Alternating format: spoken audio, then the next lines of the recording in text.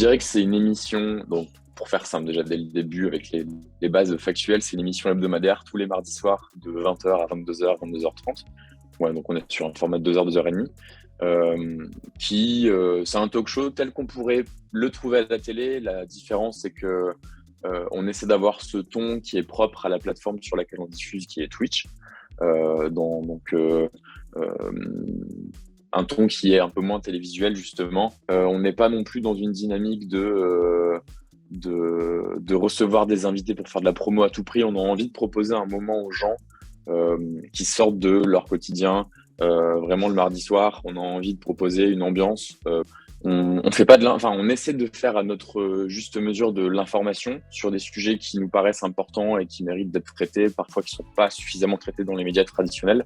Mais on a surtout cette vocation de divertir les gens. Popcorn, ça a vraiment été le premier talk show sur la plateforme, en tout cas en France. Après, j'ai pas non plus écho qu'il y ait beaucoup de talk shows sur Twitch ailleurs dans le monde. Et en fait, sur chaque émission, on touche en moyenne 2 millions de personnes. En fait, les deux gros invités qui ont le plus marqué les gens, aussi bien les spectateurs que les gens du milieu, entre guillemets, c'était Thomas Pesquet et Alexandre Astier. On a pu montrer ces deux extraits où on a un astronaute qui part 3 jours dans l'espace. Enfin, dans 3 jours, il part dans l'espace, là, il est avec nous. Et Alexandre Astier qui vient sur Twitch faire la promo de Kaamelott.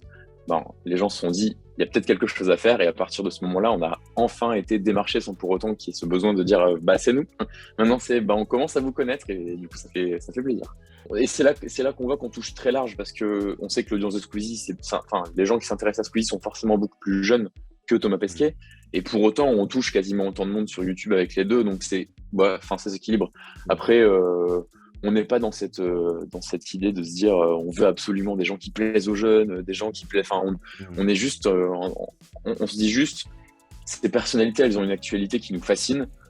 C'est des gens auxquels on rêve de poser des questions. Go quoi. Que ce soit quelqu'un qui part dans l'espace pendant des mois ou que ce soit le plus gros youtubeur français.